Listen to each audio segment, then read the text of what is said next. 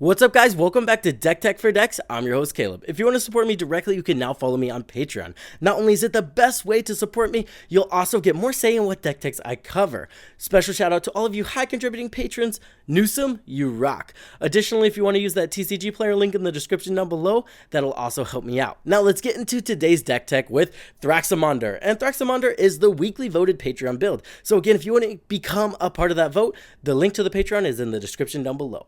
Now let's get into what this deck does and what we want to do with it. The first thing we're going to notify is which one of our opponents is casting the most instant or sorcery spells and not playing a creature-based strategy. We're going to kill that player. We're going to try to kill that player as fast as possible because it doesn't help our game plan, and having them dead is just going to help us out.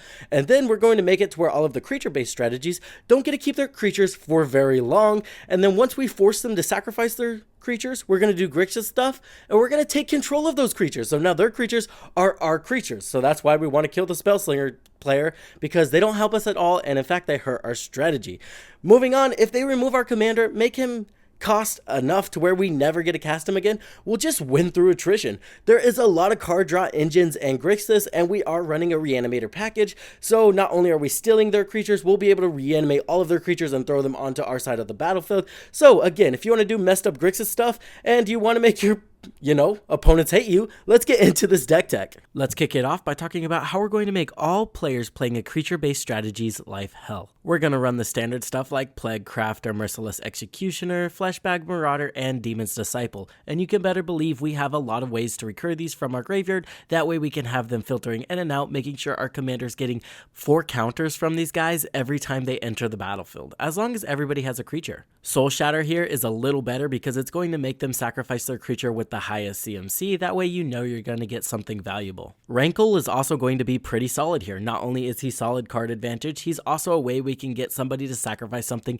consistently every turn. Gix's command is going to be amazing in this deck. Not only can it hose over token strategies, which is what this deck is going to be weak to since they can just sacrifice their fodder, it's also going to force them to sacrifice their highest power creature. Shieldred, not only is she another edict effect, she's an edict effect that forces them to sacrifice non-token creatures, which we are a fan of, and then we can flip this girl pretty easily because we are putting a lot of creatures in the graveyard, and then this is how we are going to win the game. We're going to mill them, we're going to make them discard cards, and then we're just going to reanimate everything from everybody's graveyard and put it on our side of the board. Archfiend of Depravity. Again, another thing that's going to hose us over is token strategies, and this card is going to hate those out hard. Now people can only have a maximum of 2 creatures on the battlefield, and that's only going to benefit us. Shieldred the Whispering One. Not only can she reanimate our bombs from the graveyard that we're discarding, she can also just force people to sacrifice creatures, making sure we're constantly feeding our commander's power. We want to make sure we're getting value off of our creatures sacrificing stuff that's more than just our commanders, so we're definitely going to run Tergrid.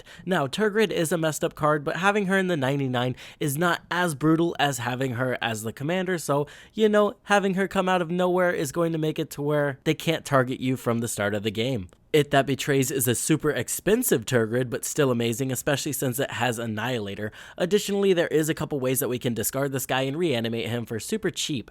Gisa Glorious Resurrector. Honestly, I think people sleep on this card. It's super awesome. You're gonna get some graveyard hate paired with stealing people's stuff. Plus remember, it will have decay, but you don't have to attack with it. So you can just keep a mana dork around and keep tapping it for mana, and you're just gonna get free value. Missy. Now this one's one of our weaker theft effects, but still, we'll take fodder to sacrifice, and that's basically what she gives us. We get their impactful creatures face down as robots, and then we're going to sacrifice those robots for value, and then she can be some solid card advantage if we have enough artifacts on the battlefield. Sepulchral Primordial, super solid, enters the battlefield, we get 3 of our opponent's creatures, we'll take that every day.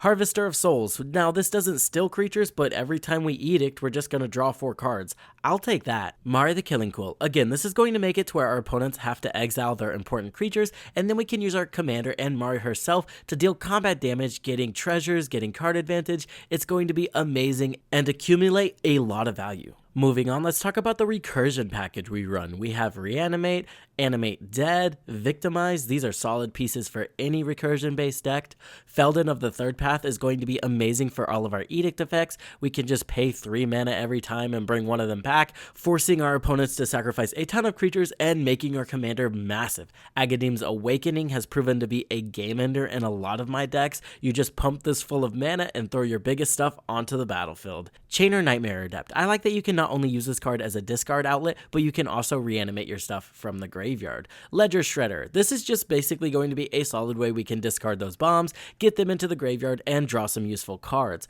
Relic of Sauron. I really like this card. Again, it can add a lot of mana or be a solid discard outlet. That way we can get those bombs out of the graveyard. Sauron the Dark Lord. This one's going to be amazing because we're going to be killing a lot of our opponent's blockers, so we're going to make sure that Orc Army can definitely get through. And then once it's getting through, we're going to be able to discard our hand and draw 4 cards, which is just going to be an amazing way to churn through our library. Frantic Search, kind of the same thing here, right? Get the bombs out of our hand and get us some useful cards. That way we can reanimate those bombs later. Moving on to the core of the deck, we have Swiftfoot Boots and Lightning Greaves. Once our commander hits the battlefield, they're probably going to want to get rid of him, so these are going to be a solid way we can protect him. Shadow Spear is just going to give this big guy trample. We really want to be able to trample over our opponents, that way they can't just block with chump blockers. Seize the Day is incredibly broken. It can flat out kill a player, especially if you have the Reaver Cleaver, because you can pay for Seize the Day and then flash it back, so you'll kind of get 3 combat steps with your commander, and that will definitely kill one player. And then if we have Ramses on the battlefield, boom, we just flat win the game. Goblin Engineer is just going to fetch us that Reaver Cleaver. The Reaver Cleaver is so busted. Every time I've casted it and it's done some impactful things, I've won the game very soon afterwards. Especially since we're running some big bombs, the Reaver Cleaver is going to make it to where we're flat out casting them. Marchesa. Now this is going to be some annoying tech. This is going to make it to where they can't deal with our board state.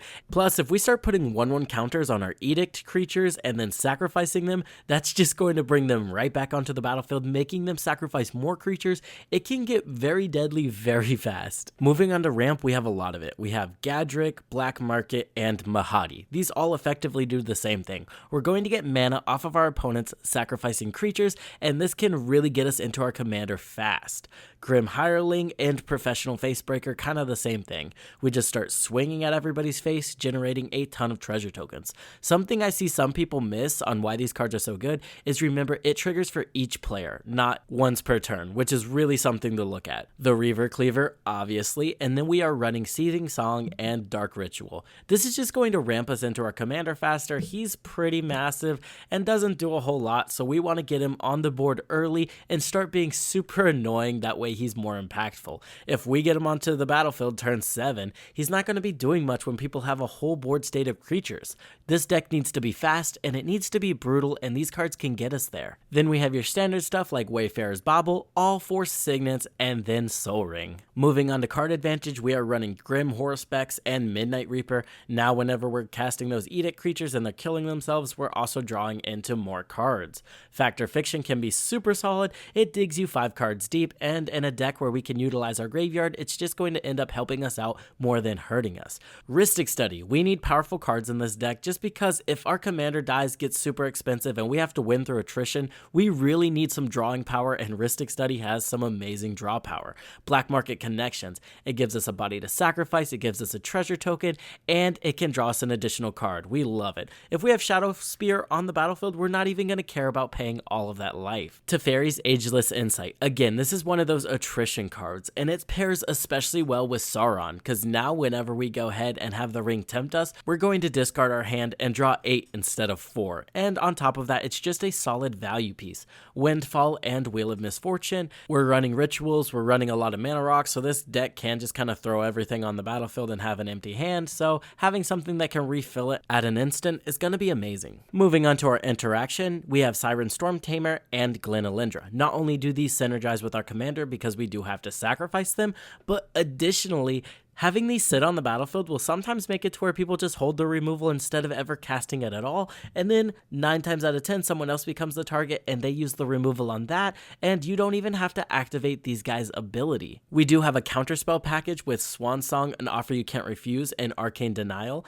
I know these all give our opponents something, but it's just going to feel good to say, hey, at least I gave you something. Every time you counter something after you've removed their whole board several times with those Edict effects, it'll be a nice salt in the wound, you know? well. Shatter Skull Smashing is super flexible. Knights Incarnate. Now this is basically just in the deck to hate on token strategies. Again, that's going to be the kind of bane of our existence here. Additionally, we can evoke it, and that does synergize with our commander.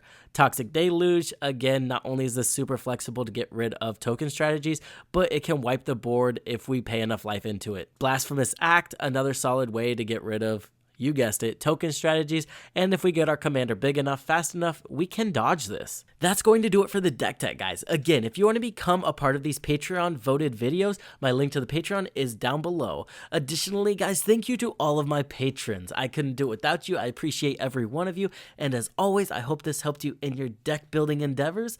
I will see you in the next one.